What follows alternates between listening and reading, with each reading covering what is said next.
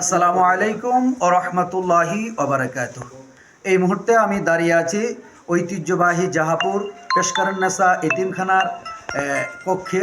আমরা আমাদের মাদ্রাসার ছাত্রদের সাথে এবং মোহতামিম সাহেব অল্প কিছুক্ষণ আগে চলে গেলেন। আমার শ্রদ্ধেয় স্যার রয়েছেন এবং আসাতেজায়ে কেরাম এই মাদ্রাসা যারা পরিচালনা করেন, আমাদের এই ফুলবাগানের ফুলদের যারা পরিচর্যা করেন তারা সাথে আছেন।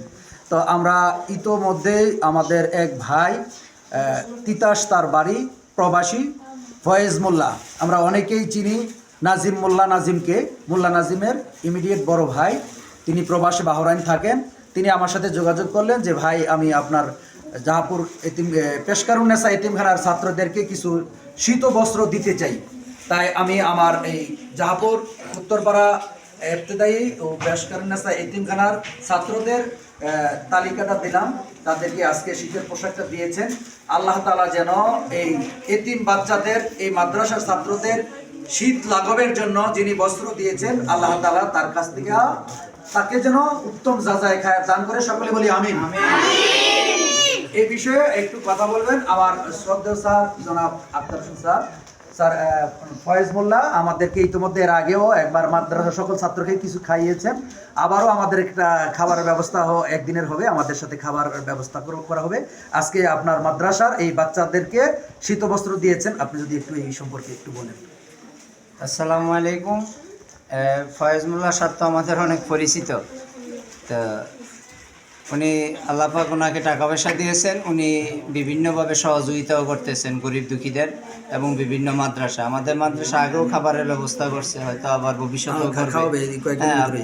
এখন যাদেরকে এই জ্যাকেটগুলা বা শীতের বস্ত্রগুলা দেওয়া হইল তারাও উপকৃত হবে এবং আমাদের এই মাদ্রাসাকে বাছাই করার জন্য অত্র গ্রামবাসী এবং আমার এই কমিটির পক্ষ থেকে এবং হুজুরদের পক্ষ থেকে আপনাকে আন্তরিক অভিনন্দন জানাচ্ছি এবং আমরা দোয়া করি আল্লাহ পাক যেন আপনাকে এই দানের উসিলা কাল কিয়ামতের ময়দানে নাজাতের ব্যবস্থা করে। আসসালামু আলাইকুম।